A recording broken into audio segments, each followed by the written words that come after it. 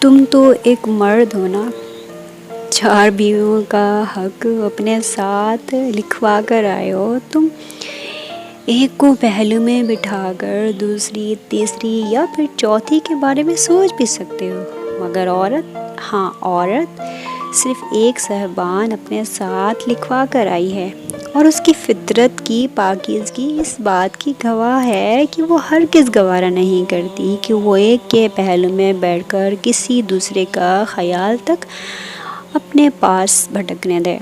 وہ اپنے فرض کی ادائیگی حروف گلہ کیے بغیر ادا کرتی ہے۔ وہی عورت اپنے شوہر کی دوسری بیوی کو بھی تسلیم کرتی ہے اور بڑی ہی فرمانبرداری کے ساتھ فرض کی ادائیگی کرتی ہے، چاہے وہ خود کتنی ہی اذیت سے دوچار ہو۔ کبھی کسی نے سوچا ہے کہ وہ جیتی کیسے ہے، وہ ہنستی کیسے ہے؟ وہ بھی ایک چلتے پھرتے انسان ہے جو گرمی اور سردی کو محسوس کرتی ہے۔ کوئی موم بتی نہیں ہے جو اپنی مرضی سے جلائی یا بجھا دی جائے۔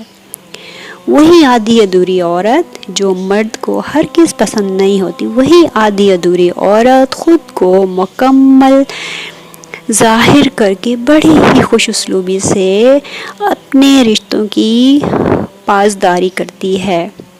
مگر افسوس اس بات کا ہے کہ عورت کو وہ مقام حاصل نہیں۔ میرا مطلب یہ ہے کہنے کا کہ جتنی تکلیفوں، جتنی قربانیاں وہ دیتی ہے، اس کی قربانیوں کو سراہا نہیں جاتا، اس کی تکلیف کو محسوس کرنا تو بہت دور کی بات ہے۔